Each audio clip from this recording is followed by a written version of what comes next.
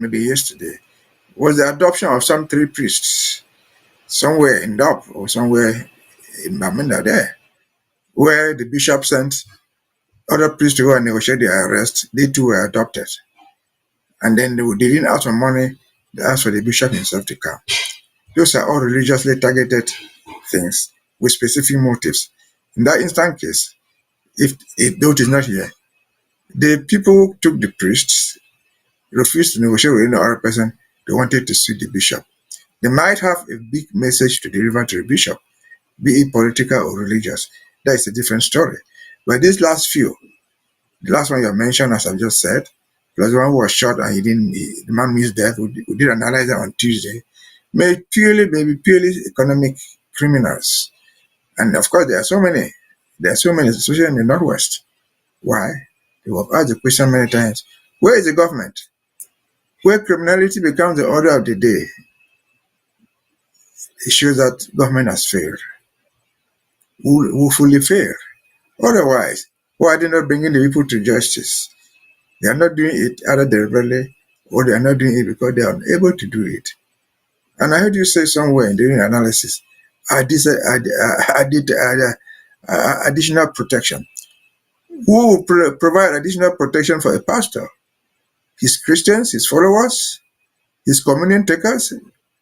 What protection will they offer to him? These poor people who are just going to take communion in church, who are going to listen to the gospels, they don't carry arms. So whether they are trained or they're following a pastor or not, they don't protect him.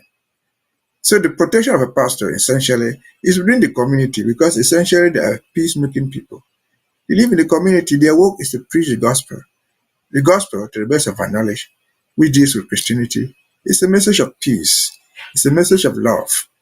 And so you don't need guns to protect you.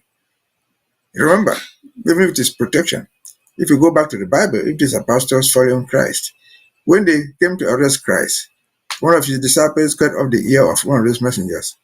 And the master, what did he do? He put back the ear. Said, this my gospel is not for violence. Go back with your ear. I have to preach my thing the way I want. And so again, several things can be said about this, but essentially two: economic, which this one looks like, and political, which one of the priests looked like, because they wanted to see the leader of that church, who is called the bishop. Maybe they wanted to deliver a message. I don't know where he has gone there. We don't know where they have delivered their message. But those are two different signals. Over to you.